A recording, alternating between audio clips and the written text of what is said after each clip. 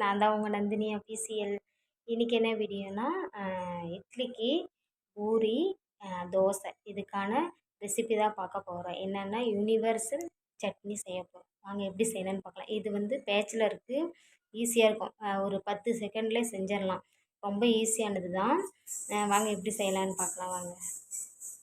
சட்னி செய்ய தேவையான பொருள்: வெங்காயம், கருவேப்பிலை, 2 வரமிளகாய், நீங்கள் பச்சை மிளகாய் கூட எடுத்துக்கலாம். தக்காளி 2 தக்காளி நான் எடுத்திருக்கேன். உங்களுக்கு தேவையானதை நீங்கள் எடுத்துக்கங்க. அப்புறம் ஒரு பட்டை, கொஞ்சம் சோம்பு. வாங்க எப்படி செய்யலான்னு பார்க்கலாம். எண்ணெய் கொஞ்சம் காஞ்சதுக்கப்புறம் கடுகு போட்டுக்கலாம். வகை போட்டுக்கலாம். வெங்காயம்லாம் போட்டாச்சு, நல்லா செஞ்சுக்கலாம்.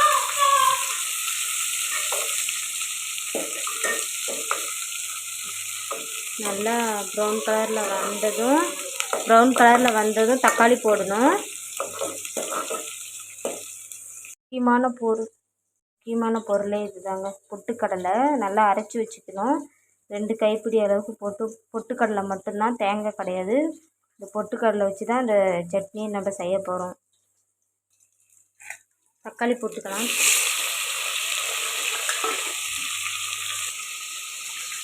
மஞ்சத்தூள் கொஞ்சம் போட்டுக்கலாம். அரைச்சி வச்ச பொட்டுக்கடலை பவுட்ரு இது கிண்ணியில் கொட்டிக்கலாம்.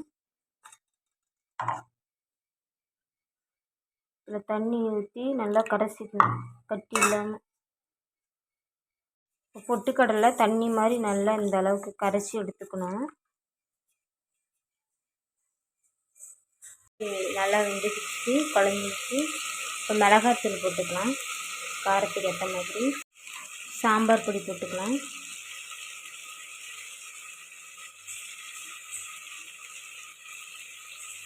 அப்புறம் வெறும் மல்லித்தூள் கொஞ்சமாக. இந்த சட்னி செய்யறதுக்கு மிளகாத்தூள், சாம்பார் தூள், அப்புறம் வெறும் மல்லித்தூள் இது மட்டும் போட்டால் போதும். நல்லா மசாலா பச்சை வாடை போகணும்.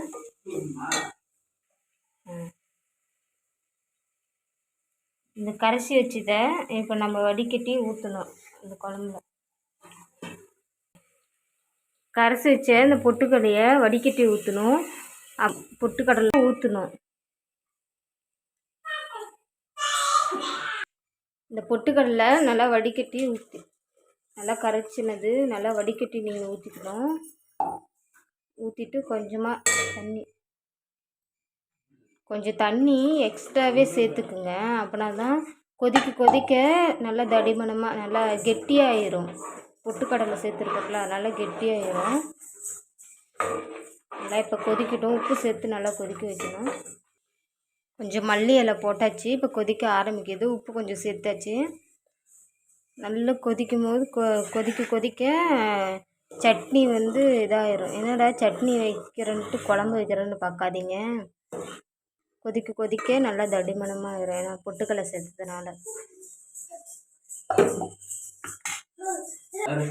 நல்லா கொதி வருது. காலையில் எந்திரிச்சு தம்பிக்கு பால் கொடுத்துட்டு அப்புறம் சமைக்க ஆரம்பிக்கணும். இதுதான் என்னுடைய டே ரொட்டீனே. காலையில் எந்திரிச்ச உடனே தம்பிக்கு ஃபஸ்ட்டு நான் பால் கொடுத்துருவேன். அதுக்கப்புறம் சமைக்க ஆரம்பிச்சிருவேன். அதுக்கப்புறம் தம்பிக்கு வந்து சாப்பாடு கொடுத்துட்டு தான் நான் சாப்பிடே ஆரம்பிப்பேன். இப்போ சட்னி கொதிச்சிட்ருக்கு. குழம்பு இட்லி வந்து நான் காலையிலே செஞ்சிட்டேன். நேரமாக எந்திரிச்சு இட்லி நான் செஞ்சிட்டேன். நான் வந்து சாப்பாடு செய்வாங்க இல்லையா, அந்த அரிசியில் தான் நான் இந்த இட்லி நான் செஞ்சேனே வீடியோ. இட்லி வந்து மாவு எதுவும் இல்லை, அவசரத்துக்கு செய்யணும், இட்லி செய்யணும், தோசை செய்யணும்னா நான் செய்கிற மாதிரி நீங்கள் செய்யுங்க. நல்லா டேஸ்ட்டாக பொசுன்னு இட்லி வரும். இந்த வந்து யூனிவர்சல் சட்னி வந்து பேச்சுலர் இருக்காங்க இல்லையா, சிங்கிளாக சமைக்க தெரியாமல் இந்த மாதிரி சாம்பார் இல்லை, குழம்பு இல்லாத டைமில் நீங்கள் 5-10 நிமிஷத்தில் செய்யலாம். பாருங்கள், நானே டக்குன்னு செஞ்சுட்டேன். தேங்காய் தேவையில்லை, இதுக்கு தேங்காய் அரைச்சி ஊற்றணும் அப்படின்னு தேவையே இல்லை. இது வந்து பொட்டுக்கடலை இருந்தால் மட்டும் போதும். அது மட்டும் திக்னஸ் கொடுக்கும்.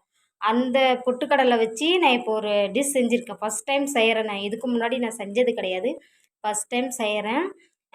இட்லி நான் காலையில் ரெடி பண்ணி வச்சிட்டேன். இப்போ சட்னி இப்போ கொதிச்சிட்ருக்கு.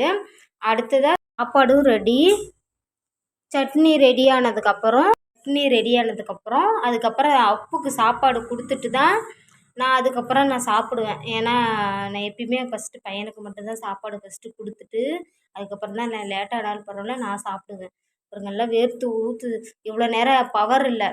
பவர் வந்ததுக்கப்புறம் தான் நான் குழம்பு வைக்க ஸ்டார்ட் பண்ணேன்.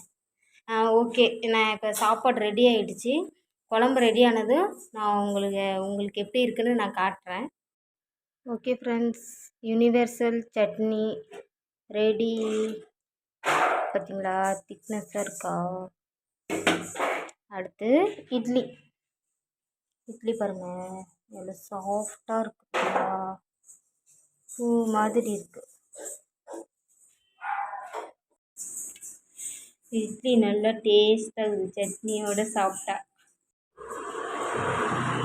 ஓகே ஃப்ரெண்ட்ஸ், இந்த வீடியோ இது யூனிவர்சல் சட்னி நீங்களும் செய்யணும் அப்படின்னா ட்ரை பண்ணி பாருங்கள். என்னுடைய வீடியோ பார்த்து ட்ரை பண்ணி பாருங்கள். ரொம்பவே சூப்பராக இருக்கும். ட்ரை பண்ணி பார்த்துட்டு சொல்லுங்கள். இந்த ரெசிபி வந்து இந்த யூனிவர்சல் சட்னி வந்து தோசைக்கு, இட்லிக்கு, பூரிக்கு இது 3க்குமே செம்ம டேஸ்ட்டாக இருக்கும். ஹோட்டல் கடையில் சாம்பார் கொடுப்பாங்க இல்லையா சட்னி, அந்த சட்னி மாதிரியே இருக்கும். நீங்களும் ட்ரை பண்ணி பாருங்கள். செம்ம சூப்பராக இருக்குது. அப்புறம் இந்த இட்லி வந்து சாப்பாடு அரிசி இருக்குது இல்லைங்களா, அந்த வெறும் அரிசியிலையும் உளுந்த பருப்பு வெந்தயம் போட்டு நல்லா ஊற வச்சு அரைச்சி அப்புறம் இட்லி செஞ்சுருக்கேன். அது சாஃப்டாக இருக்குது. தோசை மாவு இல்லை, சாப்பாடு எதுவும் இல்லாதப்போ நீங்கள் இந்த மாதிரி செஞ்சு பாருங்கள். செம்ம டேஸ்ட்டாக இருக்கும். இட்லி சரி பூ மாதிரி இருக்கும். சட்னி நல்லா செஞ்சு பாருங்கள், செம்ம டேஸ்ட்டாக இருக்குது. ஓகே ஃப்ரெண்ட்ஸ், இந்த வீடியோ உங்களுக்கு பிடிச்சிருந்தா லைக் பண்ணுங்கள், ஷேர் பண்ணுங்கள், மறக்காமல் சப்ஸ்கிரைப் பண்ணுங்கள். ஓகே, பாய்.